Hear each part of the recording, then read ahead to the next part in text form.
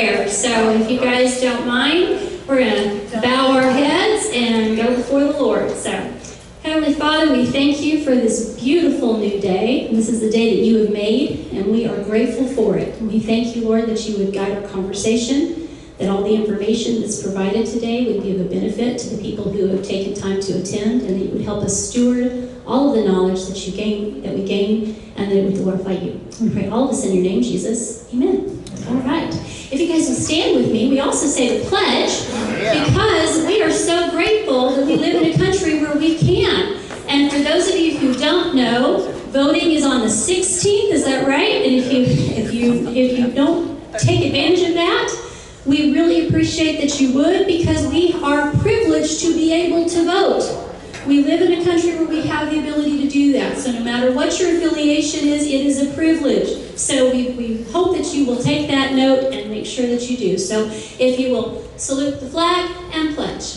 I pledge allegiance to the flag of the United States of America and to the republic for which it stands, one nation, under God, indivisible, with liberty and justice for all. All right, thank you very much. So, yeah, where are the guns? All right. So I mentioned earlier our friends at Stretch Them that had to leave. As you look around the room, y'all wave bye. All right. We have amazing education partners. I want you to hear what I call them. They are not sponsors. They are partners. Everybody in this room is like-minded in that they want to serve the greater community. So please go by their tables. Every one of them offer information not only about the products and services that they have, but also about the topics that we're bringing to you. So it is very much worth your while. They're not there to sell stuff. They're not there just for you to go trick-or-treating with. They want to give you information. Do you appreciate that I said that, folks? They do want to engage with you and get to know you, and they have some great resources, and so please stop by their tables. I also want to take a second to welcome two of our newest education partners. We've got Neighborly Wellness over here, and we've got Fall Safe Home Solutions over here. So welcome. We're so glad you're here, and thank you again for all that you do. We could not do this without you, so thank you. All right, so what is Villages OKC? Some of you said you were new, and this is the first time you've been. So we're just going to give you a little bit about us. We are an organization, a grassroots organization that is neighbors supporting neighbors. And it is not a place you live. You live in your own homes, whatever that home is, whether it's a house, an apartment, or a senior living place. You just live in your own home. But this is a collective group of individuals who want to serve each other and grow and have connections and have resources so that they don't have to burden those in their family, or maybe if they don't have family, we become their surrogate family, right? So we really encourage you to stop back at the the village table, because there's resources and information about our organization, and we'd love to share more with you. All right, so we firmly believe that positive aging is possible, but the reason it's possible is because we have to resist normal. And we say this declaration, or this when we start, because it really reminds us how to resist normal. So if you will read this with me, this is the year I resist normal, because normal is dehydrated, irritated, constipated, frustrated, overstimulated, overscheduled, undernourished, underrested, inflamed, and totally stressed out. I will resist normal. All right. And yes, that deserves a clap. So how do we do that? We do that by declaring that this is my best decade yet. I am a joyful, mature adult. I enjoy lifelong learning, planning, and serving. Today, I will find someone younger to encourage. I love my age. This is my best decade yet. All right. So if you didn't come in believing that, we hope you leave believing that. So started. Our topic today is Crisis Proof Your Life. Now, here's the deal. We have been promised we are going to face trials. The title of this is Trial Proof Your Life, okay? We're not doing that. But what we are going to do is that we believe aging well is avoiding challenges and being prepared. So having knowledge of resources and relationships and how to navigate all of those challenges with confidence is what we're going to shoot for. So I'm going to introduce my speakers. If they will come up this way, I've got Dr. Nikki Buckelew and Miss Marilyn Olson. Come on down. You're the first contestant. All right. So for those of you who aren't familiar with Dr. Nikki Buckelew, she is a at-heart educator, and she educates not only consumers but also professionals. If you're familiar with the Senior Living Truth series, she is the author and perfecter of that particular program, and it still carries on today. So we're very grateful for that and the education that they provide. And she also has, from a professional standpoint, she educates realtors on how to better serve older clients and the things that they may, because they have unique things that they're walking through in the stage of life.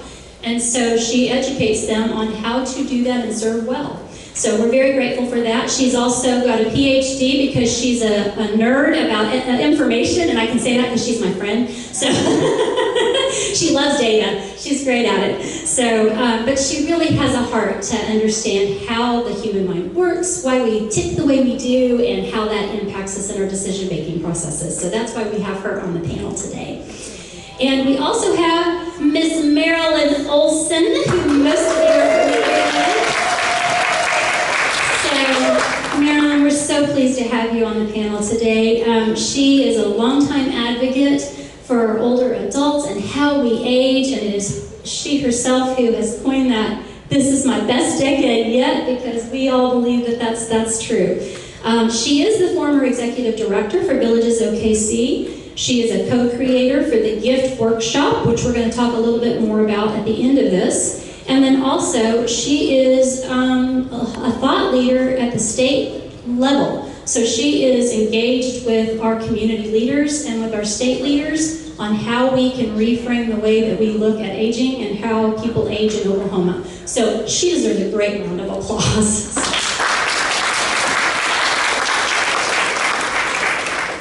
All right, so today's conversation is not about fear, it's about confidence. And we can't prevent every challenge in life that comes our way, but we can prepare ourselves and our families to respond more effectively when those challenges occur. So as we talk today, you'll notice that you have a note card in front of you that's blank. If you have questions or thoughts that come up, if you'll write those down on those note cards, we will address those at the end. We purposely carve out time to answer your specific questions. And the other thing I was told or said that I would do is, can everyone hear me? Am I echoing? Am I muffled? Are we good? Okay. So if we have an issue with sound and you can't hear something, if you put your thumb up, we'll know, or you put your thumb down, we'll know, we'll get the clue, okay? All right. Someone come to me, you ladies. Thumb down, it's not directed at these guys, right? Not that you don't like the information or the message, right? All right. So I wanted to start with, what is a crisis, right? So the formal definition of crisis, I found two. A time of intense difficulty, trouble, or danger, or a time when a difficult or important decision must be made. We've got some feedback. Okay. So what I'm going to do is ask you guys, how would you define crisis? Because I think that the definition that's a dictionary definition may not be the right one. Or the nerd. Yeah. I think the nerd should go first. My definition of a crisis is when something happens that is that I'm not prepared for and I don't have a plan for, and either I have to jump into action or someone else has to jump into action on my behalf. And it's an unknown, unpredictable, or maybe predictable, but unplanned, and we freak out. An example, my niece, who's 20, had car trouble the other day, and she was driving to work, and she called, and she said, "Aunt Nikki, are you guys in town?" I said, "We are," and I could tell by her voice, and she said, "I'm on the road, and my car did something funny, and I can't move, and I'm scared, and I don't know what to do." She was in a crisis. I wouldn't have been in a crisis if that would have happened to me, because that's happened to me before, and I would have just pulled off the side of the road and called AAA, and we'd have moved on. Right, but for her, it was a crisis. So unprepared, unplanned, and haven't really been there before, don't know what to do. Well, I think it's not a crisis if you know what to do, which is basically what Nikki just said. And so the whole gig is to plan a little bit ahead. My quick illustration is when all the dads in the world take their teenagers out at age 16, they say, "Let's plan for when you're going to have an accident." I'm not going to have an girls accident. say, "Oh, Daddy, I'm a good driver. There's no way. I'm going to be real careful. You know, I've been through driving school." And he said, "I'm not worried about them. I'm worried about those other drivers. And you need to know what to do because you will have an accident. So let's practice." And he teaches, in our case, girls, how to get out of the car and to not move it and to call home first. I'm okay. To call the authorities, to get the license tag, to get the insurance, and don't move the car, and all those things. Well, guess what? Every last one of them had an incident, but they knew what to do. So it was still frightening. It's their whatever cortisol or something went up, but they knew what to do, and that's how you get through life, is knowing what to do. Well, I know when we talked, one of the other things that we all mentioned was that perhaps a crisis isn't just what happens to us, it's a combination of an event and our level of preparedness to respond. So, kind of collectively. People with more resilience and adaptability tend to have fewer crises. Right. Right? Because they don't see things as a crisis. They're just bumps in the road. Yeah, right. Yeah, that just happened. Somebody goes, "Oh, that was a crisis." No, not really. But for them, it might have been a crisis. But in my mind, I wouldn't have defined it that way. Right, right. So another aspect of a crisis, which isn't in the definition, but I do think it matters, is your perceived outcome or the consequence of the situation you're in, right? And the reason that we're mentioning these things is you yourself may say, "You know what, I think I'm good in a crisis. I shine in a crisis," and Nikki's going to talk about that in a few minutes. But there are other people who, because they can't conceive what the outcome or the fear of the outcome is, they can't get past that. And if they're your person that's supposed to be helping you or supporting you in the situation, is that helpful? Probably not. So we need friends Yes. or family Exactly. that can take control and help in that situation in a Right. crisis. Yeah. Okay, you said I shine in a crisis. Yes. Let's Yes. clarify that. Yeah. I shine in other people's crises. Exactly. Right. Yeah. So if you have a crisis, Right. I am great. She's my person.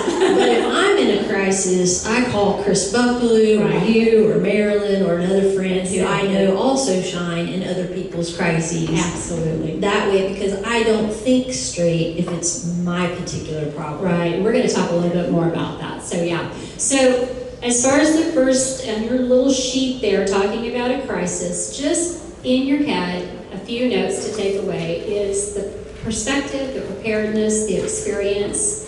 Those have a direct link to how an individual assesses and responds to a crisis, whether that's their own crisis or someone else's, right?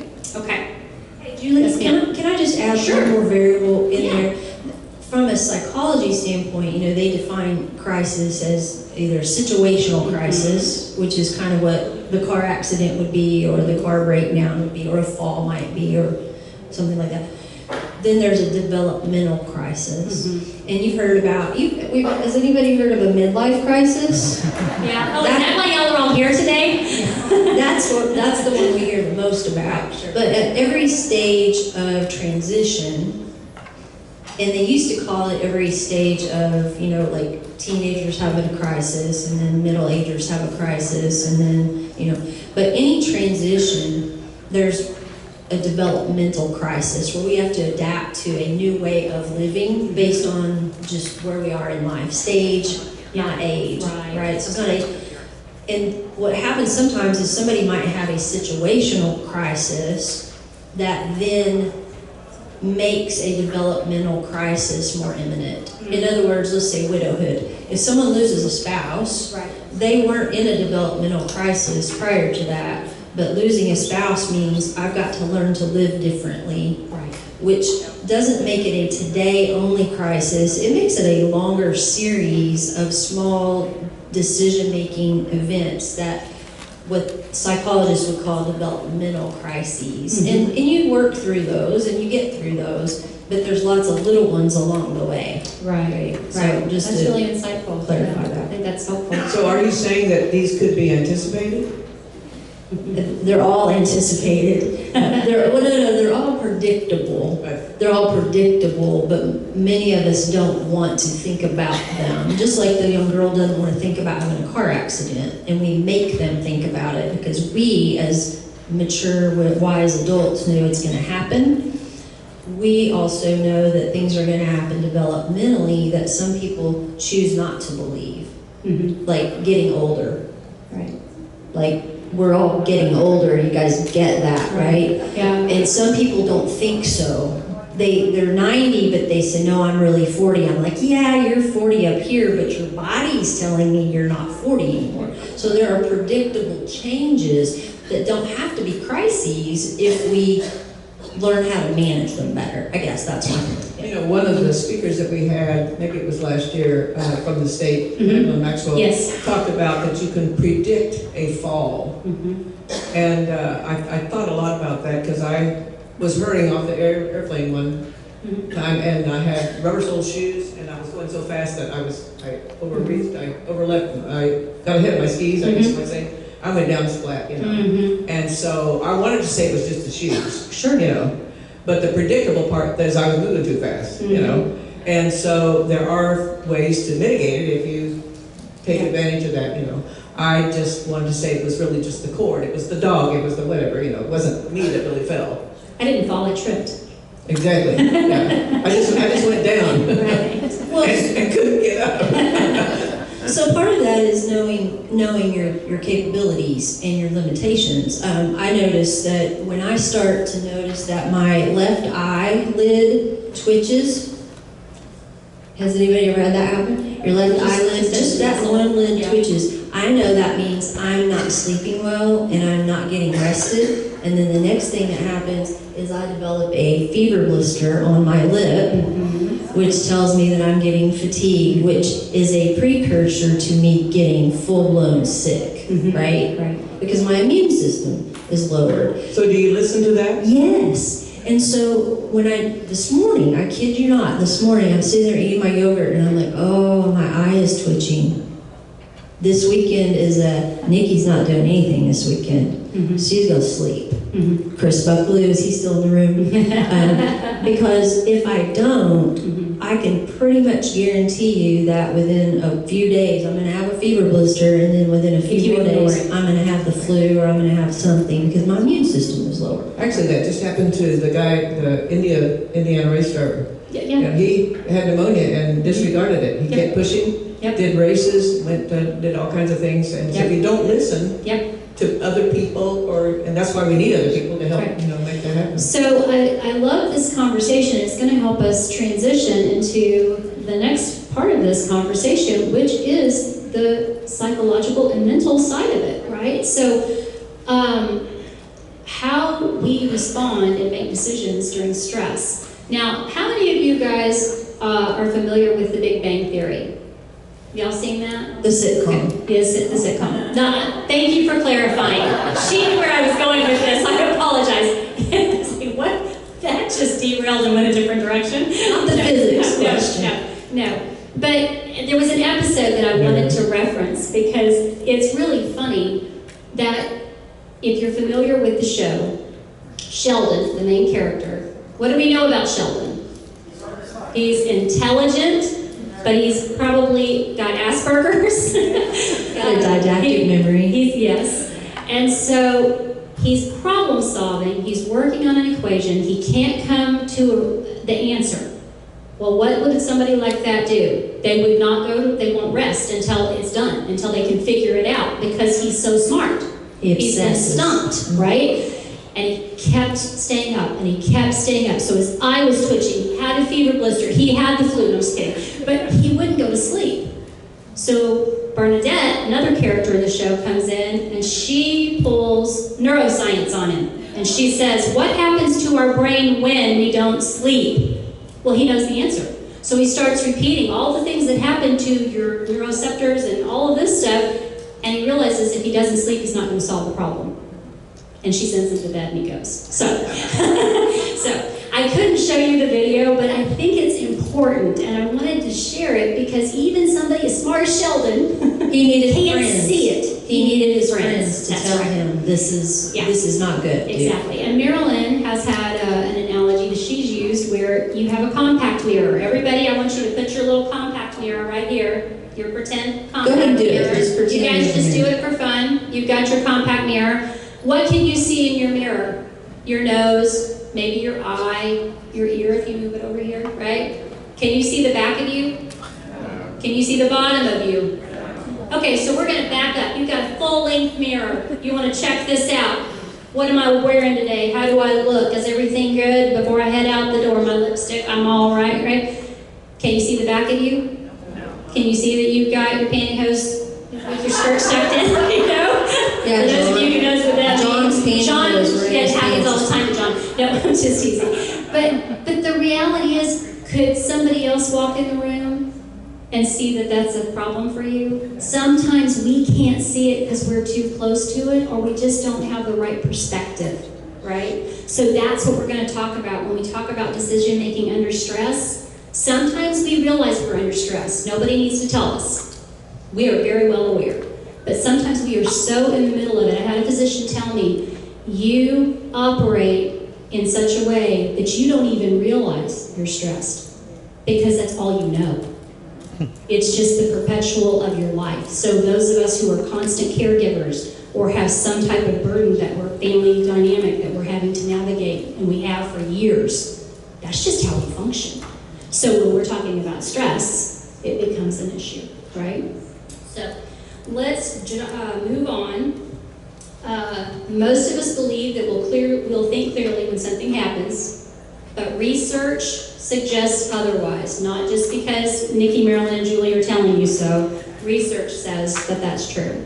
So Nikki, if you want to talk a little bit about, if you have anything to add, what happens to our brains in a stressful event. I don't know if you have any commentary to add to that, but if you do. It just stops working. Yeah. You know, we don't need to know. The light switch, when you flip it on and off, it goes on, and when you flip it down, it goes off, and we all trust that, right? Mm-hmm. I don't need to know the electronics behind it or the connections behind us. Know that happens, but we all know that when a crisis happens, our brain just stops working effectively in the moment, right? Mm-hmm. So I'm not going to get into the science behind it, yeah. But because here's the deal, we know that happens, and yet in the moment we think our brain is working. Right. I watched a new show last night. Mm-hmm. My mother-in-law told me about it. It's called The Madison. It's a spin-off of Taylor Sheridan's stuff, you know. And Chris didn't want to watch it. He says it's a chick flick. So I watched it last night, and the not to be the spoiler alert for those of you who want to watch it, but she gets a phone call when she's having lunch with a friend at a restaurant, and it's a phone call saying that her husband and her brother-in-law were just killed in a plane crash. Now this is a lady she's put together, she's smart, she's capable, she's, you know, they're in their 60s, she's, you know, with it. And when she got that phone call, it's like she played the part so well because her eyes kind of stopped, she started to shake, she stood up, she put the phone down, and then she picked it back up, and her friend was with her, and her friend looked at her and she goes, "Stacey, what's wrong? What's wrong?" And she's like she couldn't even tell her, right? Mm-hmm. Like she is literally in a state of shock. Mm-hmm. And so her friend, she put the phone down, her friend picked up the phone and said, "Hi, this is so-and-so, I'm Stacy's friend, what's going on?" And they told her the news, and she went, "Okay," and she grabbed in her purse, she got a pen and paper out, and she starts taking notes, right? Because the friend, her brain was working, because this was not her husband. Stacy, on the other hand, she couldn't function. She had this news, and she couldn't function. So somebody had to function on her behalf, and I thought, oh my gosh, that was like ready-made for this conversation. Right. And it took her a bit to pull out of that state of shock to be able to say, okay, now I have to take action, and what action do I need to take, right? And still having people there to say, well, we need to do this, and we need to do this, and we need to do this. Right. Yeah. Do you want to add anything to it? I have a special friend who had written down all the things that you would need to know in a crisis, whatever. He was responsible for his dad and his mother. His mother had Alzheimer's, and that morning he was at work. The younger man was at work, and he just got the call from his wife that the mother was trying to climb over the brick wall of the community. So she was having to call the police, and at the same time, he got another call that his dad was taken to the hospital with a stroke. And so he's an only child, he's working, he's fully capable, he's seen many situations, but he was in shock. So I said, you need a sister. Mm-hmm. And so I met him at the hospital, and he was shaking, just like you described. Good acting there, nerd. You know? And I took the pieces of paper that he had the information on, because the nurse didn't have time to wait. Mm-hmm. So although I didn't know all this stuff, and I didn't really have permission to take over, but I had his permission to share with her. So we got all the, this is the insurance, and this is the legal name, and all that kind of stuff. It was amazing, because that gave him just enough time to catch his breath and breathe a little bit. And so from then on, he's called me sister. Mm-hmm. It's a good thing. Yeah, that's it. I love that. That's really good. So we know that, the potential things, is fight, flight, or freeze. We've heard that, right? Information overload. Sometimes it's just too much to process, right? And so we need a moment to digest what's just been told to us, whether it's the information about the spouse, or it's a diagnosis, or it's whatever, fill in the blank, right? Now, we're focusing a lot on health-related stuff, but I want you to know that crisis can be all kinds of things. So we talked about the car, right? We talked about home stuff. Now, some of you may have come today because you thought we were going to talk about how to be prepared for the tornadoes. So if that was it, you're like, where are they going with this? That's a different conversation. If the tornado hits your house, it Right. qualifies It as does a qualify. situational stressor. Yes, exactly. But in all seriousness, your emotional reasoning, your urgency versus importance. One of the things that I know we also talked about is the knee jerk. And when we talk about being prepared for a crisis and understanding how we might respond in a stressful situation, if we can put some things in place, it will prevent us from just making quick decisions and maybe not thinking things through, right? So I know that Marilyn, you shared a story about, I think it was Lisa, had a bicycle accident when she was a kiddo. Do you remember that story? Yeah. We have 3 daughters, and the middle daughter was riding her bicycle and decided to see what it was like with her eyes closed.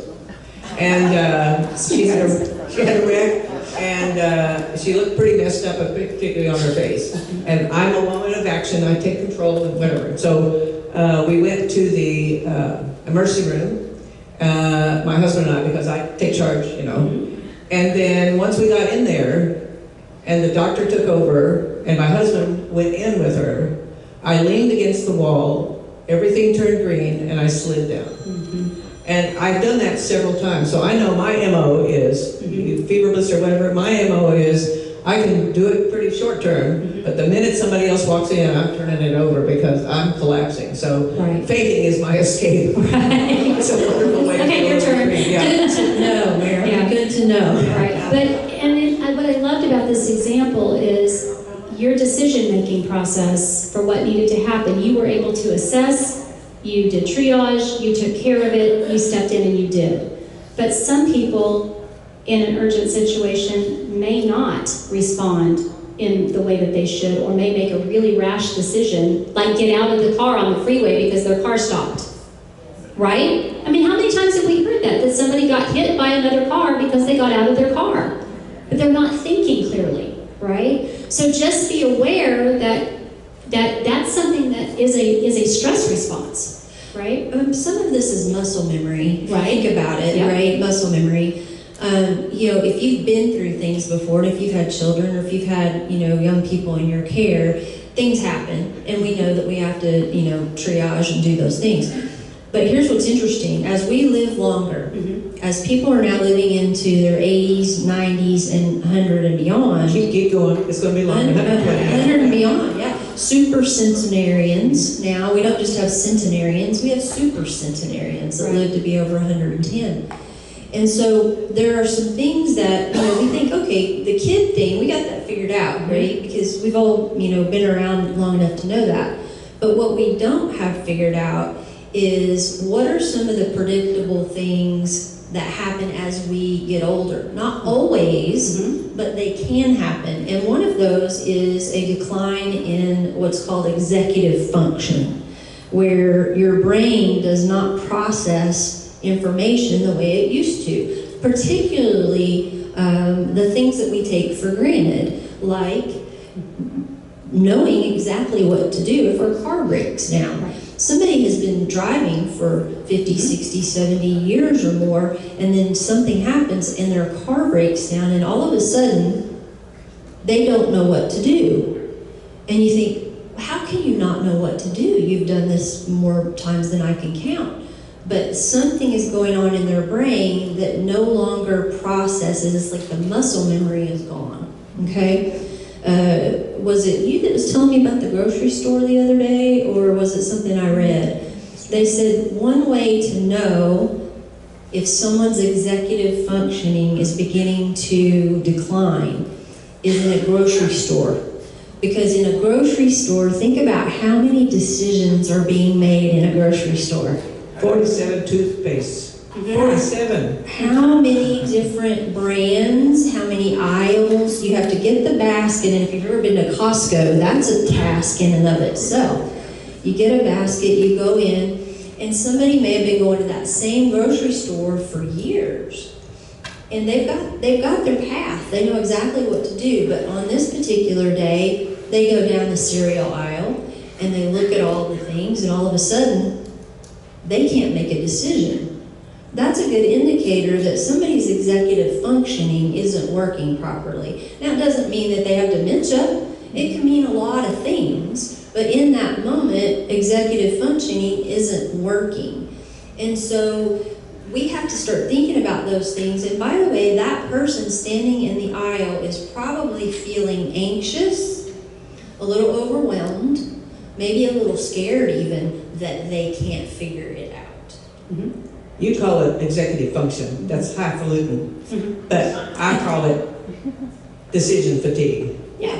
And that can happen when you're just overloaded. Absolutely. Sleep deprived or whatever. It can happen to Medication. any of us. Yeah. Absolutely. And sometimes you just don't know how to get out of it. That happened with my mom. May I tell this? Sure, please do. My mother had high executive function, and she had always driven. She'd driven since she was 13, when they didn't have doors on the cars, And so one day she told me, she said, because we were talking about driving, and she said, I have a driver's license. And I said, I know. And it's current, I know. And I can drive. And I said, I know, you've been driving longer, and you've done this many times, and talked the highway patrolman out of tickets many times. But I knew she didn't really want to, because she knew she didn't want to deal with that stress. But she didn't know how to get out of it. Right. So I said, Mother, Hillary Clinton hasn't driven for 45 years. Why should you? And she said, you know what? You're right. So sometimes you got to figure out ways to articulate, navigate that. Yeah, but she had you alongside her to do that with. Not everybody has that person who's willing to have that conversation. Instead, that person comes in and says, you can't drive anymore, I'm taking your keys. So, and it's up to the mature person to get surrounded with people that you could trust in that situation, and somewhat younger, and 20 minutes or less away, and you gotta work with those things. It's also about getting out of denial. Right. And I certainly am not here to preach to anybody, because we are all learning how to get older better together. I like preaching myself. Say that again, Nikki. Yeah, we are all learning to get older better together. So I'm 56. I can't do some of the same things I could do the same way when I was in my 40s or my 20s. So no matter whatever age or decade you're in. Like pimples and stuff in teenagers, Yeah, or just scratching my back. I can't reach as far, right? There's things I can't. So, but I bring this up because conversely, opposite your story about your mom, my Aunt Sylvia was 92, and she had no children. Her husband had passed, and my uncle and my dad were her nephews, and they were kind of her caregivers, and she didn't live with them. She lived in her own home. And they had been telling her for quite a while that she needed probably to think about not driving, but she wouldn't hear of it. She had neuropathy in her legs. She could have been back there seeing a nerve renewal clinic and probably resolved that, but it was before they came along. So she had this problem with her legs, and they knew that. Well, so one day, my uncle gets the call. She had gone to visit a friend in a neighborhood that had a gate, a guard gate. She pulled up, and you can imagine, you're at the guard gate, you got your foot on the brake, she's reaching over, pushing the buttons for the thing. Next thing she knows, she's driving through the guard gate, hits the guard shack, hits two houses before her car finally stopped, knocked the edges of two garages off, and fortunately only came out of that with some bumps and bruises. But they took her, of course, to the ER. She was in rehab for a little bit for some, I think her ankle was sprained or something like that. Well, the first question she asked my Uncle Don when she got discharged was, when are we going to get my new car? And he said, we're not going to get a new car. And she said, these are her words, not mine, the hell we're not. I have money and I can get a car if I want to. And he said, well, that's fine. You're going to need to find a ride to the dealership. But she didn't drive after that, but only because my uncle insisted that she not be able to drive. She went to live at Spanish Cove in a lovely 2-bedroom apartment in independent living. And when I went to visit her, I asked her how she was doing. And she said, well, if you like prison, this is great. And I said, well, I don't really understand what you mean by that. I said, they pick you up and take you to the dining room if you need a ride. They bring your food to you if you want it. You can have 3 meals a day delivered to your room. You can go to any activity you want. They take you to Walmart, to Target. There are classes you can take. I mean, what about this is prison? I've never been to prison, but if this is prison, sign me up. And she said to me, and this is what really caught me, she said, my legs don't work. So the prison was her body. Her body was the prison she was living in. But she was not going to give up. I'm amazed and I'm so grateful that on her road to hitting those 2 houses, she did not run over a family with a stroller on the sidewalk. And my uncle said to me, I should have taken her keys earlier. Or she should have gotten out of denial earlier. That was what I said. Because she had her wits about her. She was perfectly capable of making that decision. There's different ways to define independence. Yeah. Go ahead. Finish your story, sorry. No. My thought was, sometimes the really smart people are the hardest people to delegate those kinds of decisions to. Right. The smart people who think that they have it together often won't delegate and say, I trust you to tell me when I need to stop driving. Right. And instead it has to be a crisis that dictates that. One of the things we've done at villages and in our discussions is with grab bars. We got a grant last year for some 500 grab bars. And we went to different locations to give these away. one lady walked into the YMCA where we were. She was pushing a stroller, not a stroller, a Walker. thank you. Yeah. And I said, would you like a free, no, I don't need a grab bar. And I said, well, what do you have in your bathroom that you grab a hold of, because you grab a hold of something? And she said, oh, the towel rack, the doorknob. Yeah. So we have started saying that when you finally get mature at age 50, you should install grab bars as a rite of passage. You now have achieved. You kind of know who you are, and you begin to grow up from there.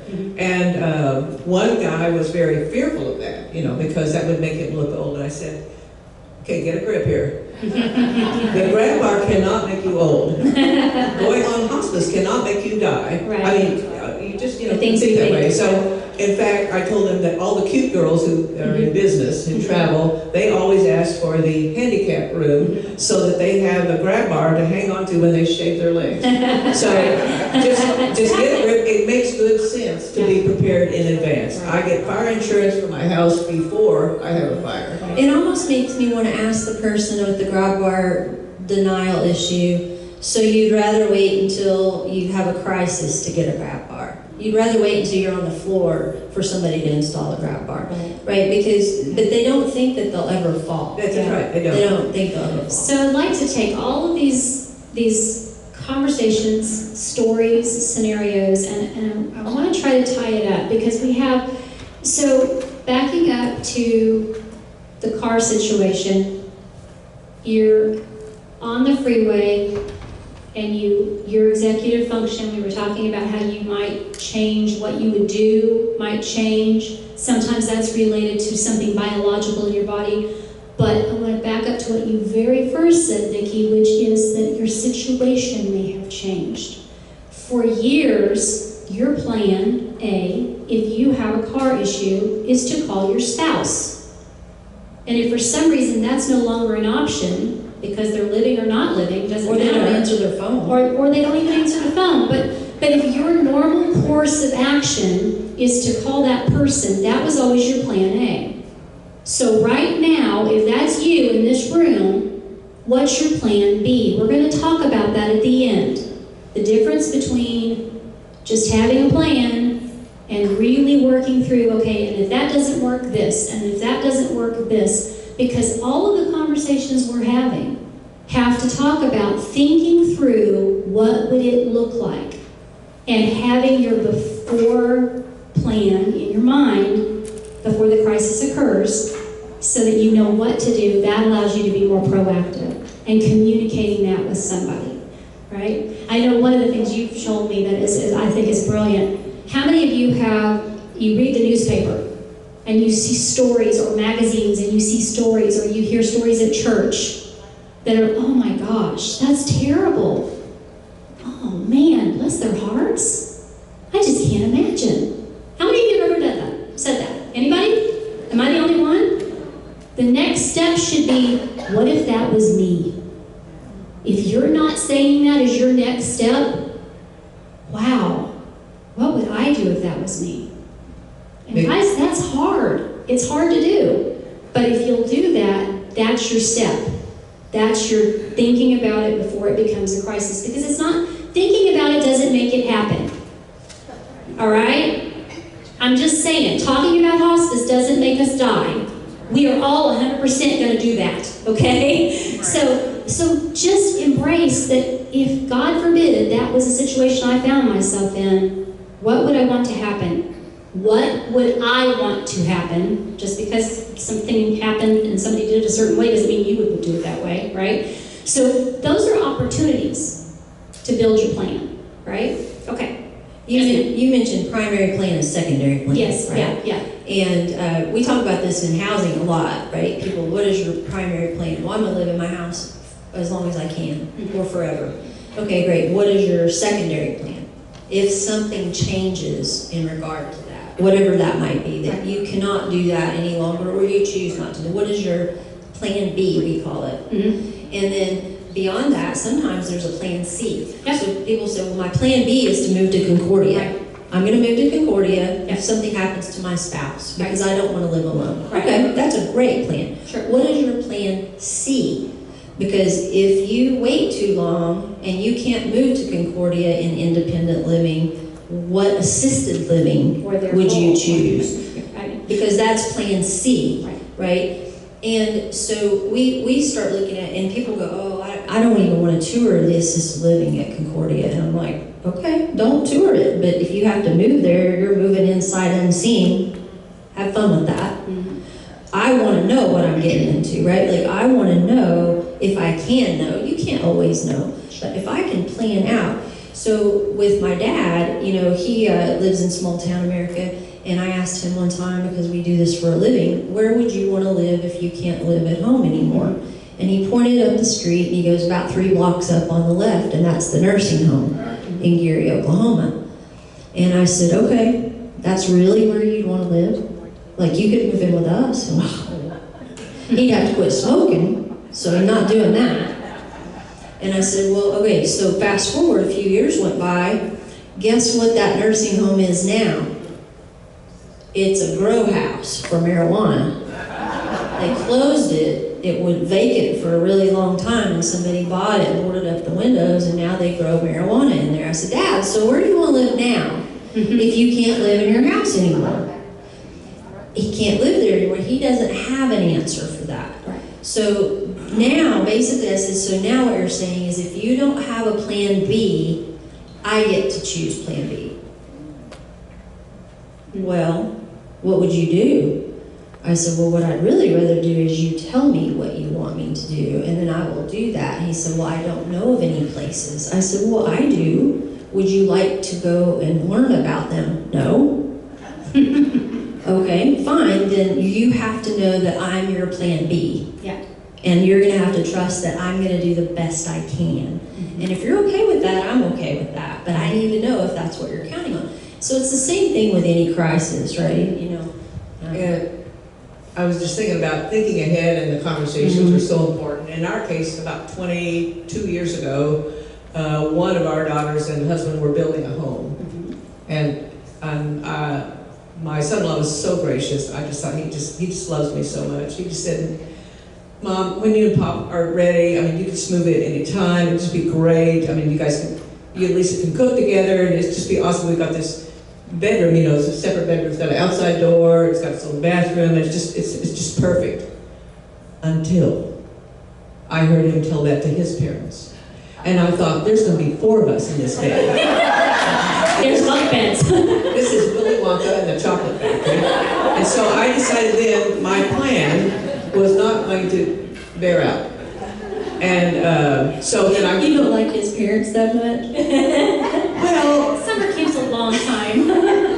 we have some challenges politically, so pillow talk would not work. So no. So anyway, so then I went to my plan B, you know, so I thought about my other daughter's house here in the city, and I got to thinking about all bedrooms are upstairs. Mm-hmm. In fact, the reason they got the house was because the people were moving out because they couldn't get upstairs anymore. And I think probably a lot of the senior living truths Right. topics address that kind of thing. So thinking ahead, they did not think ahead. Right. They went 2 years without going upstairs.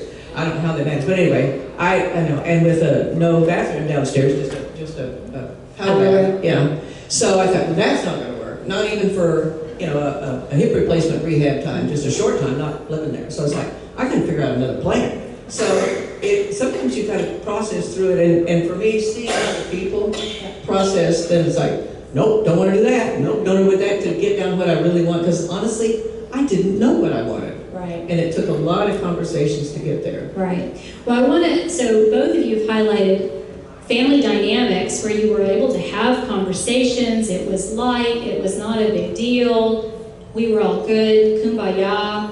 But sometimes families are humans. I don't know that I would say kumbaya. There was no singing at this. There was no kids, there was no singing. So, but in all seriousness, in a crisis, families are human, right? And we all define and respond and prepare in different ways, right? So if I ask everyone right now, I need you to come up, take your little index card. I want you to write down how to get the sum of 7. The sum of 7. I'm looking, how do you get to 7? 6 plus 1. What plus what equals 7? What minus what equals 7? What divided by what equals 7? 10. Okay, how many of you said 5 plus 2? How many of you said 6 plus 1? How many said 3 plus 4? How many said 9 minus 2? Oh, nobody subtracts. Paul did back then. There we go, Paul did. Thanks for hanging in with the math guy back there, that's good. My point is, there's not always one right answer, right? And so the way that we would get to a solution doesn't mean that everyone in our family is going to get to the same solution the same way. So it's really important that we communicate what we want, and that's part of being prepared, and that helps you guys avoid the crisis, because what is an actual possibility of a crisis is a situation where you have not talked about where you would go in Gary, and all of a sudden you're in the hospital and you're discharging, and your daughter Nikki lives in Kansas, and guess what? Your butt's in an ambulance going to Kansas because you didn't talk about it, right? Well, she solved the crisis, but it may not have been what you wanted. So having Or a what I conversation, wanted, frankly. right? Well, well, actually, sending him to Kansas might not have been a bad idea. Just kidding. Since I live here, that'd be a great idea. Exactly. So Julie, you know, we read that article in the Wall Street Journal this week, right? Yes. And talking about families, and there was a lady in the Wall Street Journal they interviewed who's a solo ager. And that's kind of a new trendy term that people are calling when you're an older adult without any children or family and or support system, really. And they're calling them solo agers. You know, I talk to a lot of people who say, I have nobody. I can't figure that out. I say, how did you get here? Did you get hatched or what? You know, so it's like, so sometimes you create your own problems. And people outlive their family members, or they move across the country and their family is in another state or country. And so they are kind of on their own, so to speak. And so the question is, how do solo agers make these decisions? And the lady in the Wall Street Journal, and you and I did that video on this, because I said to Marilyn, the woman had a heart condition and she had surgery, and they were interviewing her, and she said, I know I need to get my estate planning done. And she goes, I'm going to give myself a year to do it. And I said, out loud, I'm reading, a year? What the heck do you need a year for? You can call an attorney today, have an estate plan done in a week or so, for crying out loud. This is not rocket science. Just tell them what you want. It's a 2-week process. Why a year? Of course, I get very judgy. And I said, Marilyn said, get a grip. It takes a process. It takes time. It takes really 2 or 3 years to process all the things you have to think through, because every decision has other decisions, right. And it's overwhelming. And you freeze up, and so it's easier to do nothing. And in that story, the lady had said, I finally thought of somebody, a friend from college. She was in her, whatever, 60s. yeah, She was in her 60s, the lady. so a college friend she thought of that she could trust to talk, that be responsible, be the power of attorney for health care. And I thought to myself, I've talked to people who were approached like that, and they said, no way. I've done that for my family. That's too much responsibility. I've got my own troubles. So she hadn't even contacted this woman. She hadn't asked her, and she had no plan for if the lady said no.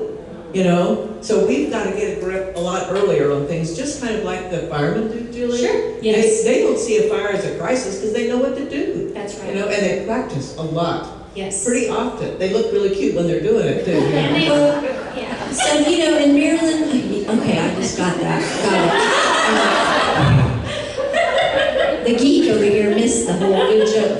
It's come from being a nerd, right? Yes. So what you just said, where my head went with that was why, and this is my shameless plug for what you've developed with the gift and the workshops, because I make assumptions because I am a very decisive person and I act quickly. If I know I need to get something done, I can generally get it done pretty quickly. Mm-hmm. But not everybody works that way, and I have people to bounce stuff off of. So solo agers, people who are living alone or widowed or don't have a lot of family, don't have that. My thought is that's what those village workshops are, and that's what villages as a whole is where people can come together and go, okay, I have a friend in college that may do it, but if they won't do it, do I have a list of people, maybe 3 or 4 deep, that I know and can trust and who are competent that I could ask? And, a lady asked me not long ago if I would serve as her healthcare power of attorney. And I don't know this lady well. And I said, well, she said, I'm doing my estate plan and the attorney needs me to name somebody for that. And I said, I am more than happy for you to name me for now. But I am not that person long term, because I can't promise you that I will be here long term. Like I can't promise you that I will have the capacity to do that. So if you want to name me, that's fine, but my rule is that within a year, and I gave her a year, we would have somebody else that you can then substitute into that slot that is more appropriate than I am for that job. But I wanted her to have somebody in the short term, because I could do it in the short term if she needed me to do it, I'd happy to do it. But I knew I wasn't a long-term person. Right. So again, plan A, Yep. plan B, Right. and then what happens if that person you name predeceases you? Right. Or moves out of the state, or, right? Or is Or is incapacitated. incapacitated themselves. And in your case, where you didn't really know her that well, you would have to understand what she wanted and understand her, finances or what I was involved with that. So the living part of this 50 plus is as challenging as, actually I think dying would be easier. Yeah. Well, if you go with my father-in-law's, he was like, it won't matter to me, I'm dead. Yeah. To that end, my mom died when I was 11, and somebody said to me, you're so lucky. Wow. You don't have to worry about taking care of your mom as she gets old. Wow. I thought, well, isn't that an interesting perspective? Yeah. Because I have the opposite perspective. Yes. Is I got the raw end of that stick, Exactly. because I would give anything to have an older mom that I was helping get older. Right. So Because you learn from them, and so you miss the lessons. I did. I missed a lot of things. Yeah. Yeah. So it's all about perspective. It is, for Right. sure. And I think, I'm going to segue just a little bit, because some of what y'all were talking about, the mentality, is advocacy. The reason that this woman reached out to you is because she knew you would be an advocate, that you wouldn't fix it, that you wouldn't strong arm and do it your way, right? So, Unless you're my dad, in well, which case I don't have a that's choice. different. He doesn't get an advocate. Well, this is America, you still Yeah, right. So, You can choose, you just take the consequences of that. yeah. But I think that it's important, and I want, oops, there we go. This one I thought was probably the most important thing. So, preparation is not a solo activity. Communication matters as much as planning, right? And that's really what we hope, some of your takeaway is today. And I'll tell you, Julie, whenever there's communication and families particularly are united, you can handle anything. Exactly. But when there's not communication, it can take away the best plans, actually. Right. It can undermine that. So the conversations, the regular getting together, in fact, we've Right. talked a lot about someone who told me the person that they have identified that would be their advocate lived in Colorado. And I said, nope, won't work. You need somebody, 15, 20 minutes away, because you have to be there. Mhm. Presence is really important. Mhm. And so it's like, okay, who else can I? So I had to think. It was, again, no children, Right. that kind of thing. Right. It amazed me. We are the seminars that we've done over the years. Every once in a while, I'll do like a kind of comprehensive survey of the room. Yep. And so let's say there's 100 people in the room, and I've asked these questions. And one of my questions is, do you have an estate plan? Yes or no? Are you working on an estate plan currently? Yes or no? And the third one was something like, I don't need an estate plan, it will be my kid's problem. I literally put that in the answer. And you would be amazed that out of a room of 100, that about 10 to 15% checked the box, it's my kid's problem. And I thought, wow, I'm glad this is an anonymous survey, because if it wasn't, I would probably be calling people's kids and saying, you just need to know. Because I was so caught off guard, because when I put that answer there, I really didn't expect there would be that many people that would say that. And what I realized was that, no wonder we have this prolification of. We have lots of them. There are a lot of groups out there now, especially if you're not on social media much, you don't see them, but I see them a lot, and they're called groups that are called Parenting Your Aging Parents. Mm-hmm. Now, how many of you want your kids to parent you? Hell no. Yes. I'm with you. Preach. I first of all, I think that's a terrible label for any group, book, or anything. And a burden. But here's the other thing. It is happening, and it's there because people are abdicating decision-making to their kids, and their kids are feeling the pressure of trying to care for parents who are not instructing them. And I don't think that's this room, because y'all are here, you're learning-based people, so we're preaching to the choir. But how many of you have friends, relatives, sisters, brothers who are basically saying, yeah, let my kids deal with it, let my kids deal with it, let my kids deal with it? Well, I'm going to tell you, as a 50-something-year-old now, for the last decade or more, we have a couple of friend groups that we have dinner with or travel with and things like that. And we have gone from, our kids are all grown now, so we've gone from talking about our kids to talking about what? Our parents. And the conversations are often, what are we going to do about? And the reason for that is not because our parents aren't capable now, but it's because the day's going to come when, if they are not capable, it becomes our responsibility. We're ill-equipped to do it.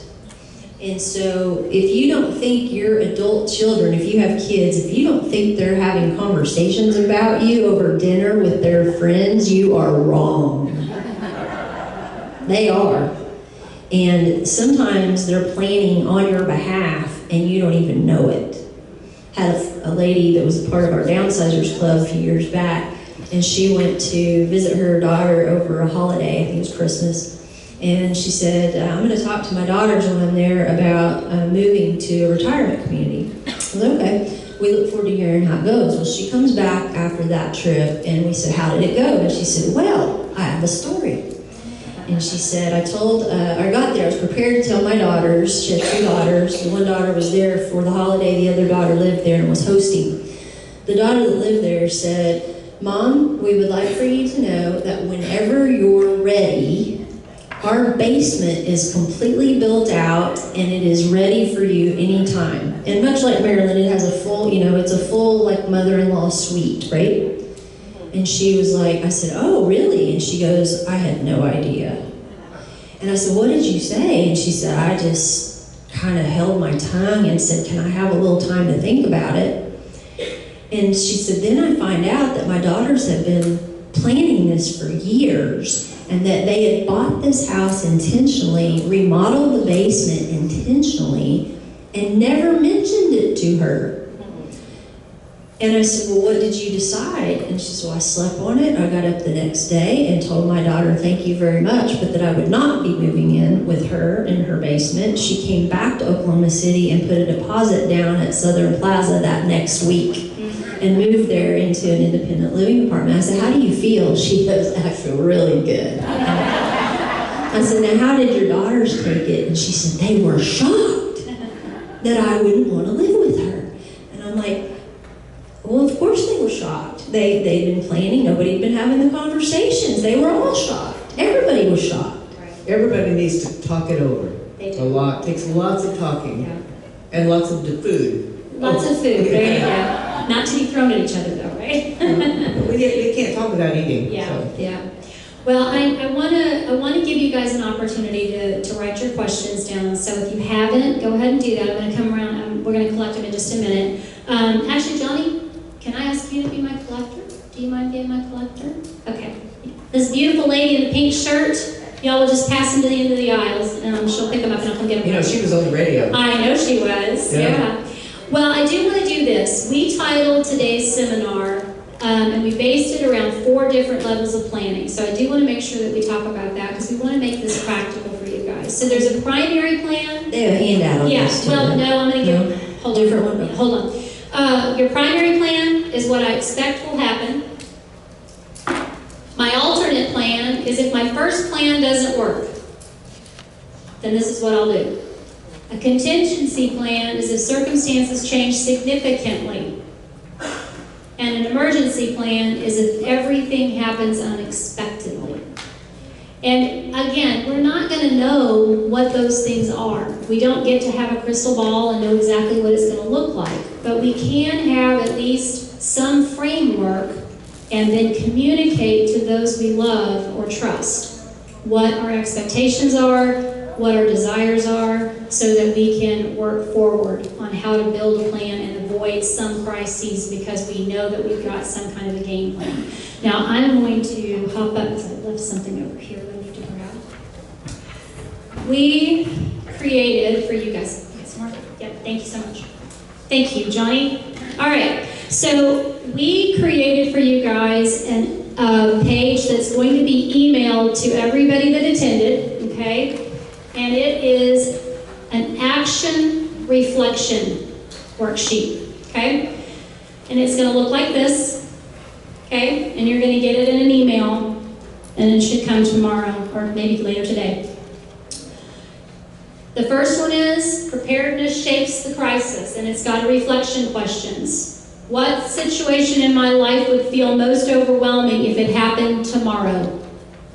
Okay, questions like this. And we've got this whole worksheet. The second one is stress affects judgment, memory, and decision making. And an example of a reflection is, what information or documents should be organized now that aren't? The third section is communicating is important as planning. We said that. That is as important as being prepared, is that communication. Who would be my advocate if I could not advocate for myself? And I'm going to add to that, if it's your spouse, you need to have a next layer. Because there may be a time when that spouse isn't capable, or they're so caught in the middle of it because of what's happened, the Lisa situation, the phone call, right? If you don't have somebody that can respond and help you in that moment, that knows you well enough, it's really important to have somebody beside your spouse, right? That's great for that to be plan A, but you should always have a plan B. So I really think that this sheet's going to help you guys take the information that you heard today and really apply it. And I'm going to show you at the very bottom of this sheet, it says join a planning workshop. And again, you don't have this, but it's going to come to you in an email. April, can you stand up and hold that gift book up, please? Come on, actually come this way.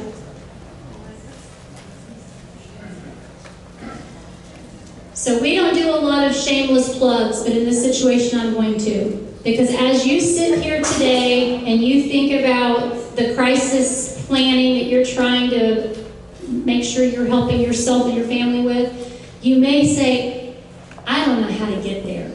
I get that I need to, but I don't know how to get there. Or I'm not sure what information I need to get. We have a workshop that we do. It's called The Gift.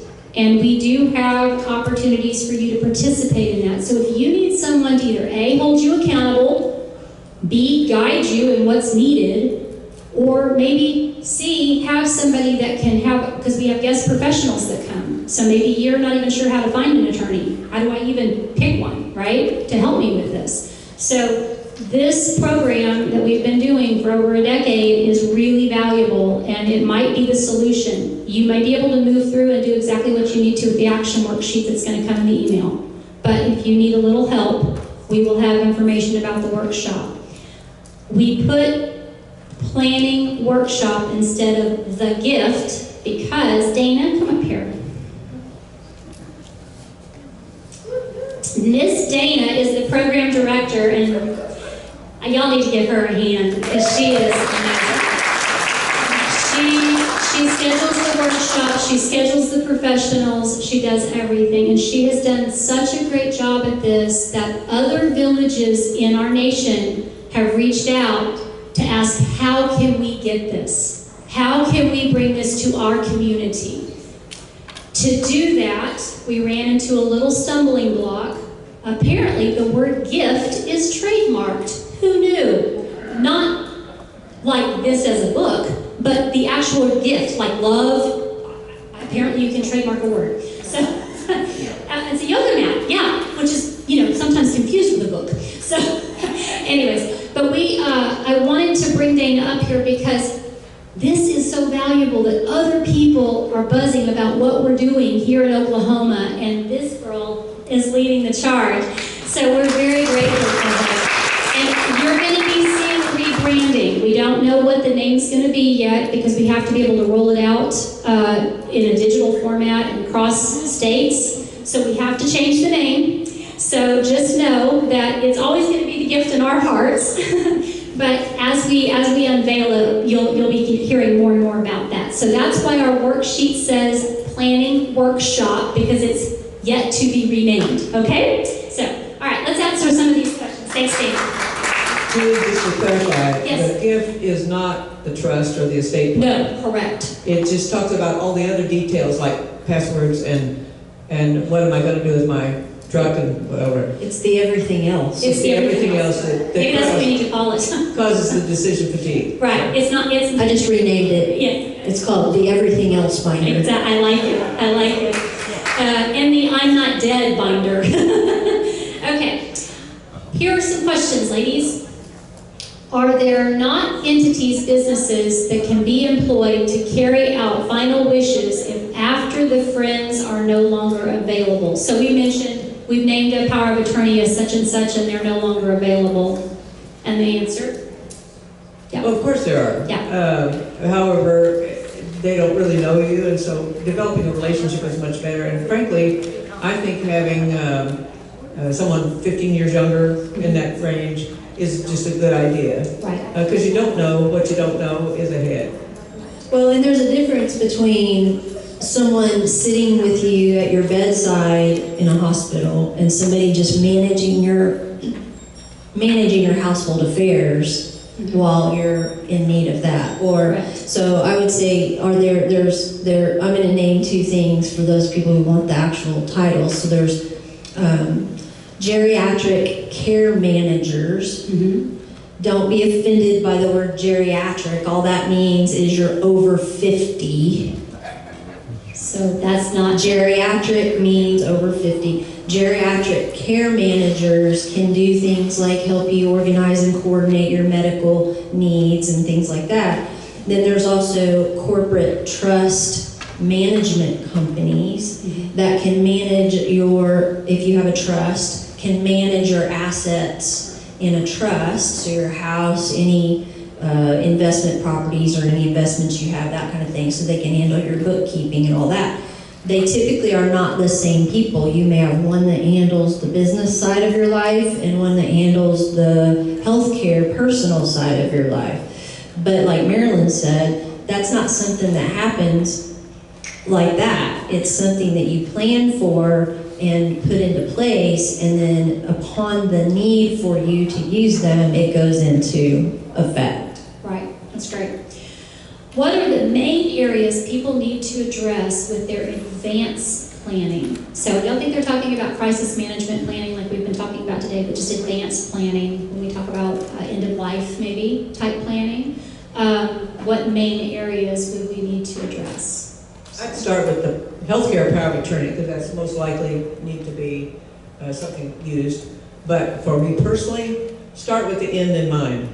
So Grandpa said, when you're going to run the tractor, you need to put a red kerchief down on the gate post, the fence post, and that's what you guide to. So start with the end in mind, and so that's what we did. We bought cemetery plots. We stopped with the end in mind, and it was easy to do because that was 30 years ago. And so as we kind of back into it, kind of like you do a term paper. It's like, when is it due? Right. Yeah. Back up from Work that. the problem And this backwards. is what I need to do now. For one thing, it's easier. If you do it so close to the time, it's too emotional and you can't think clearly, as we've talked about. So those would be my suggestions. Yeah. And I think if you look at your life and you look ahead, and I don't know what age that person was that asked that question or what their life circumstances are, but for Chris and I, we own a business and we have kids and grandkids and parents that are still living, and we said, if something were to happen to us tomorrow, and we travel a lot, so if we were to both be incapacitated at the same time, what would need to be handled on our behalf? And we made a list. Yep. And then our planning became, let's just start checking things off the list, which included prepaying for funerals. God forbid we die in a car accident or in a plane crash and our kids have to figure out what to do. We got that figured out. They don't have to figure out anything. It's all right there. They make one phone call, it's done. We put all of our stuff in a trust. We named somebody to take care of our business if something should happen to us, somebody to take care of everything else that's not our business, but that's our house and that kind of thing. And then we have somebody, if we were incapacitated, not dead, a different person who's a good friend of ours that I would trust with my life, literally, who would be the person that would get the phone call, who would decide what hospital and what specialists and guide our kids on decision making about end of life stuff. My kids are 34 years old. They don't know anything. Yeah. I do not want them telling my doctor what to do with my healthcare needs. Not yet. Maybe eventually, but right now I want somebody my age doing it. Yeah. Or closer to my age doing it. So I picked somebody else. So I don't know if that helped. No, I think that does. How do you start making connections if family are too far away?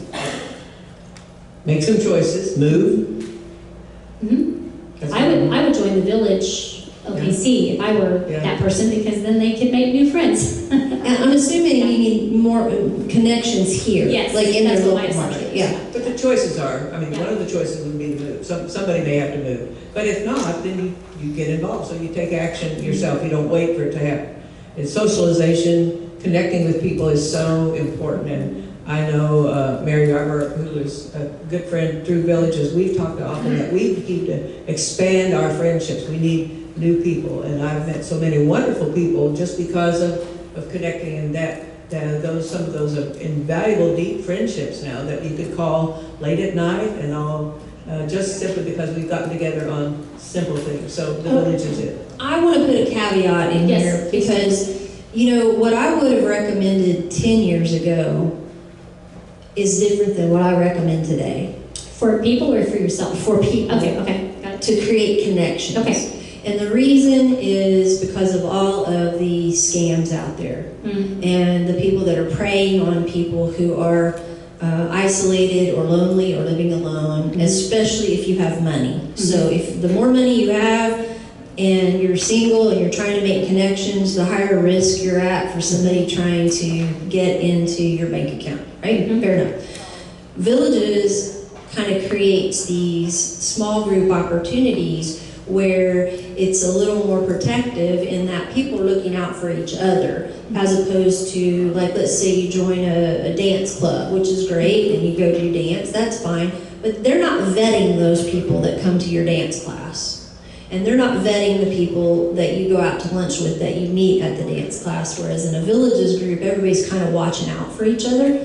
And so I would just say, if someone befriends you, and you think, oh, this might be my person, like Nikki and Marilyn talked about needing that advocate, maybe this is my person. You need someone else to help you vet that person. Yeah. I don't care if you're male or female or what age you are.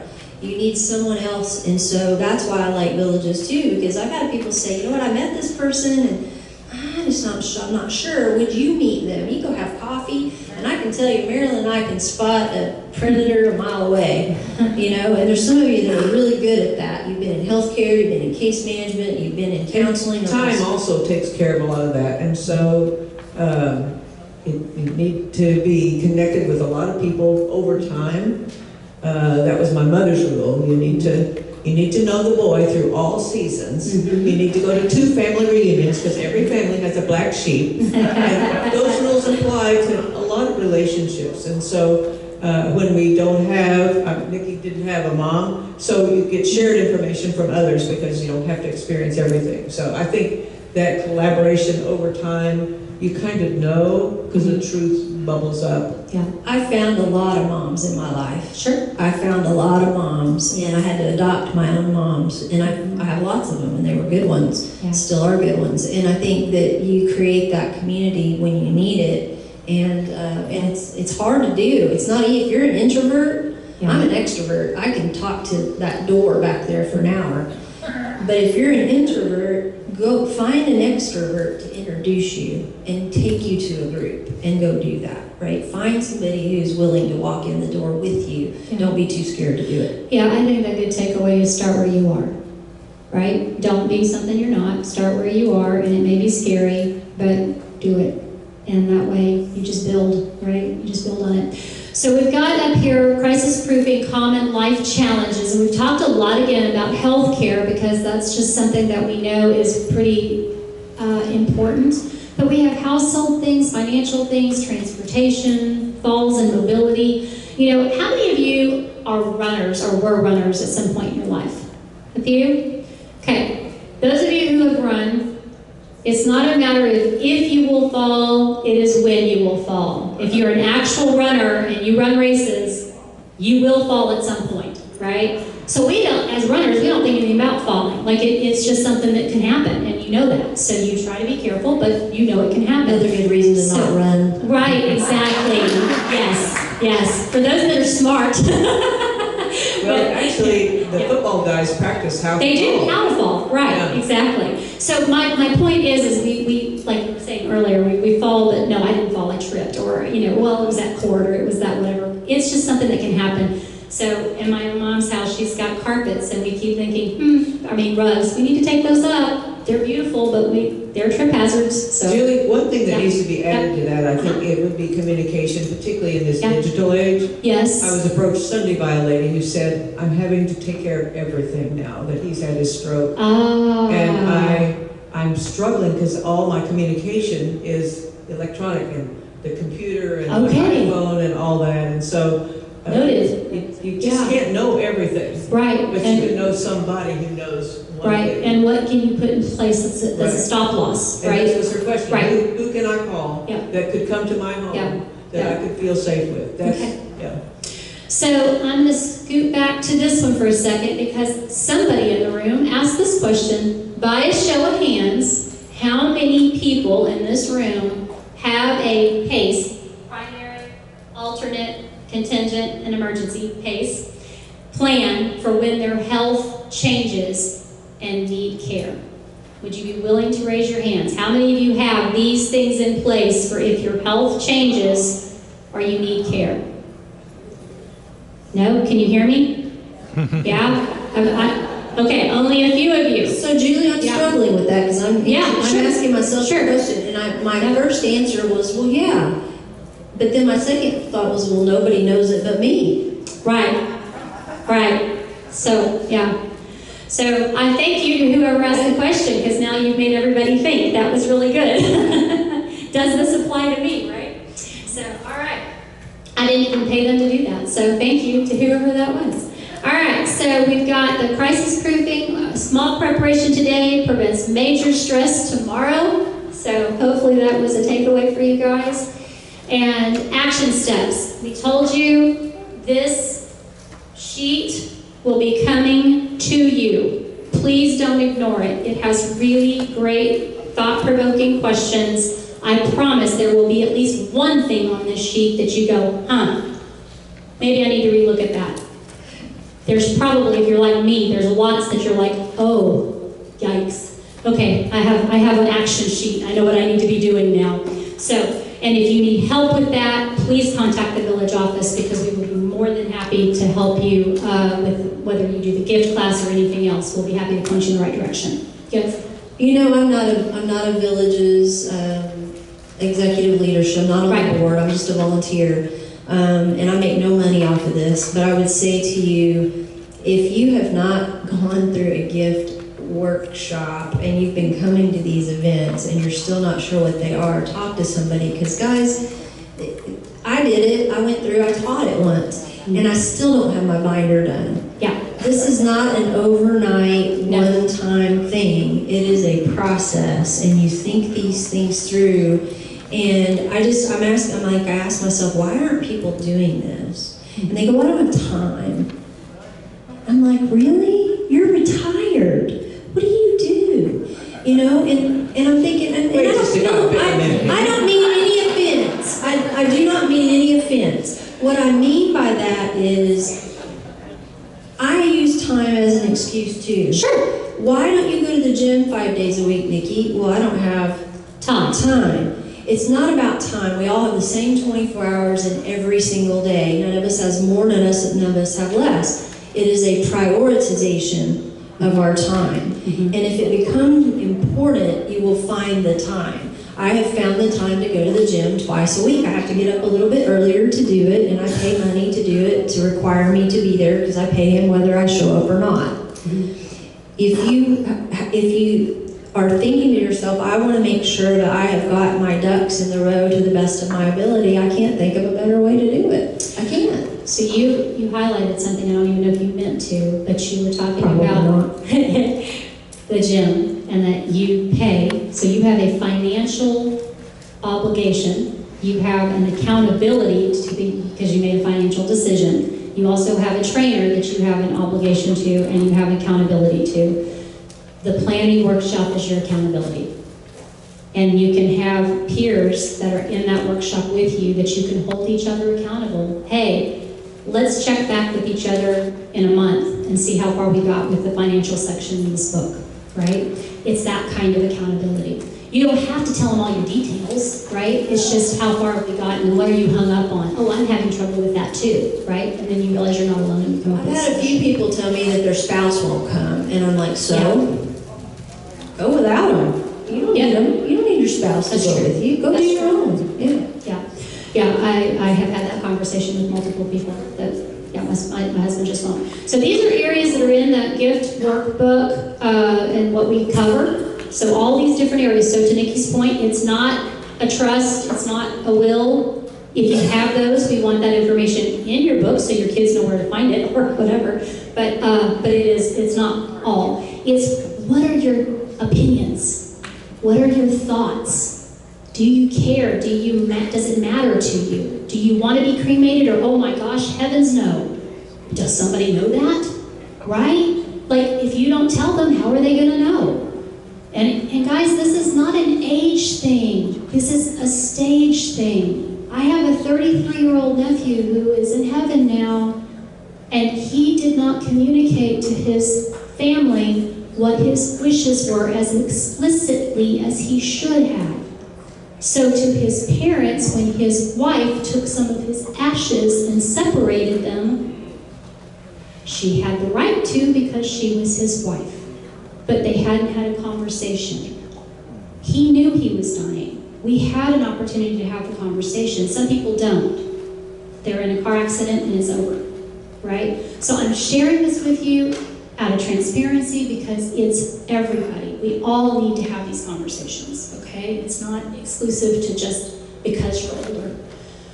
All right, so we have, if you're interested in the workshop we've been talking about, we have, oops, did I go too fast? Yeah, we've got one this Saturday. We still have room, so if you're interested in doing a day-long version, it is from 8:30 to 3 o'clock at Concordia, so it's not too far. It's in Northwest Oklahoma City, and that's this Saturday. If that's too quick, completely understand that. We have another one in July, and it is set up in 4 90-minute sessions, which personally, Dana and I prefer this version because that way you have time to digest the information, and it's not like drinking out of a fire hydrant. But some people, to Nikki's point about time, sometimes the one day is just what works best. That's when I'll be there Saturday, by the way. Perfect. Great. We'll So if anybody wants to come, I'll see you on Saturday. I gotta get mine finished. And we serve lunch for that too. So make sure you RSVP with April, and that's that. So, yeah, sorry. The hours for that one, do you remember July? 10? 10 o'clock. And where is it located? At Jefferson's Gardens. And we'll give you the information. If you contact us, we'll let you know where that is, okay? Oh, yes, ma'am. The one on Saturday, where in Concordia is it? I mean, Oh, perfect. If you, we'll have parking signs up and we'll direct you, but it's going to be in our art room. We have a room set up. so if someone falls into the main entrance, You'll follow the signs, the parking. Yeah, we'll give you directions. Yes, ma'am. Thank you for saying that. It is a big campus. So, if you want more information, if you use your phone and point it at that QR code, it'll take you just straight to the page about the workshops and you can sign up there. And again, we don't do a shameless plug very often, but guys, when we realize that the nation is interested in what we're doing, it's a thing. And you know, you've heard of Knockbox, and there's other things out there like that, but the difference is this comes with local professionals that you have access to guide you. They know our rules in our state.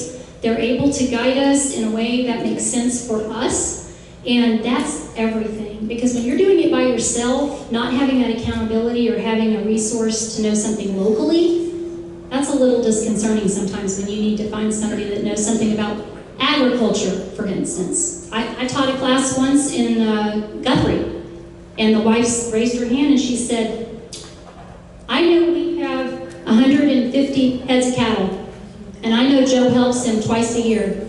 I don't know Joe's phone number, and I don't know what in the world to do with those cattle if he dies or gets sick. And the husband just went, because he had no idea that burdened her, that she was worried about it. Now, we don't have a section in the book about cattle, so don't worry about that.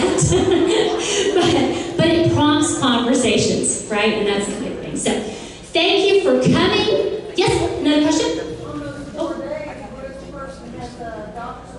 Perfect. Yeah, we do record them, and we can also get you hooked into another class. So once you sign up, you get to come back.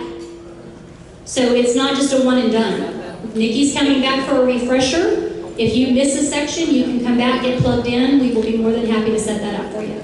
So, no, it does have a cost, and if you go back there to April, she'll give you all the information on it. If you are a member of Villages, it is included in your membership. So I will tell you that. Okay? So, thanks for coming. Did you guys learn some new stuff? Great.